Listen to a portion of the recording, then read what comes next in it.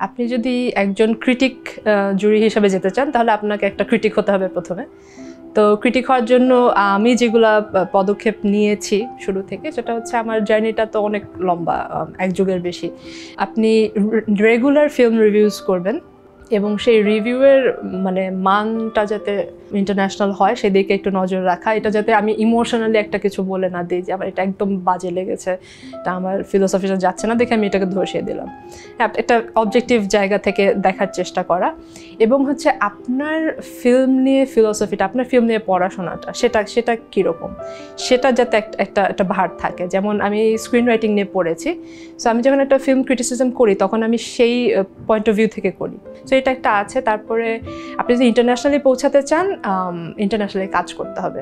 So এই জিনিসগুলো আপনাকে খুব হেল্প করবে আসলে এখানে পৌঁছানোর জন্য। একদম যে আপনি হঠাৎ করে আজকে চেলেন, একজনকে রিকোয়েস্ট করলেন যে আমাকে রেকমেন্ড করে দেন, হ্যাঁ, আমরা এরকম করে ভাবি যে জিনিসটা খুব সোজা, ইনি বললেই তো হয়ে গেল। হ্যাঁ, সো এই মেন্টালিটি থেকে বের হয়ে এসে এই যে হার্ডওয়ার্ক, যে 1 যুগের বেশি যে একটা হার্ডওয়ার্ক আছে আমার পিছনে, এই জিনিসটা করতে যাতে আমাদের কি বলে আমাদের সেই উদ্যোগটা থাকে, তাহলে আমরা পৌঁছাতে পারবো। বাইরে থেকে আসলে আমাদের কালচার সম্বন্ধে এতই কম জানে যে আমাদের কোনো একটা সিনেমা দেখলে ওরা কনটেক্সটটা বুঝতে পারে না।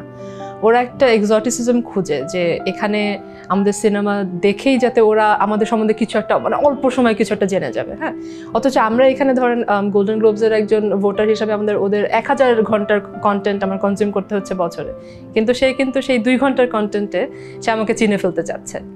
হ্যাঁ, তখন আসলে যেই একটা অন দ্য সারফেস যেই জিনিস জানার যেই চেষ্টাটা তাদের, সেটাতে আমাদের গভীর কোনো গল্পের মধ্যে আমরা ঢুকতে পারি না। সো অনেক ক্ষেত্রে দেখা যায় যে তারা এমন একটা ফিল্ম পছন্দ করে ফেললো, এমন একটা স্টোরি পছন্দ করে ফেললো যেটাতে আসলে আমাদের নিজস্বতা কিছুই নাই। সমস্যাটা গল্পে না, সমস্যাটা হচ্ছে চিত্রনাট্যে। হ্যাঁ, বা গল্প নির্বাচনও বলতে পারেন। আমাদের যথেষ্ট ভালো গল্প আছে, কিন্তু কোন গল্পটা আসলে স্ক্রিনের জন্য ভালো সেটা নির্বাচনের ক্ষেত্রে আমাদের কিছু ল্যাকিং আছে। একটা স্টোরি গল্প হিসাবে ভালো হতে পারে, সেটা হয়তো বা স্ক্রিনের জন্য ভালো নাও হতে পারে। হ্যাঁ, বা ওখানে লেখার সময় জিনিসটা যে আসলে কতটা টেকনিক্যাল, এটা আপনি স্ক্রিন রাইটিং নিয়ে একটু পড়াশোনা না করলে আসলে বোঝা সম্ভব না। যে পৃথিবীর যে সব সাকসেসফুল স্ক্রিন রাইটাররা যে ট্রেনিং নিয়ে এসেছে তা না, কিন্তু তারা কিন্তু অন্য মানুষের ওপিনিয়নটা নিয়েছে, যে জিনিসটা আমাদের ক্ষেত্রে খুবই ল্যাকিং। আমরা হয় ইগোর কারণে না হলে লজ্জার কারণে আমরা দেখাতে চাই না কাউকে স্ক্রিপ্টটা।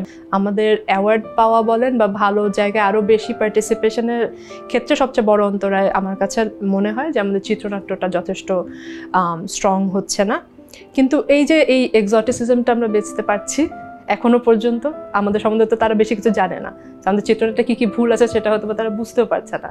তো সামনে আরও কিছু সিনেমাতে স্ক্রিপ্টের কাজ করতে চাই। অলরেডি করছি কিছু সিনেমাতে, এবং আমি নিজের জন্যও কিছু লিখছি। হোপফুলি সামনে সেগুলোর উপর কাজ হবে, সেগুলো বানানো হবে, এবং ক্যানে গিয়ে কিছু চমকের প্ল্যান আছে, সেটা আপনারা আমাকে জানতে পারবেন ক্যানে যাওয়ার পরে।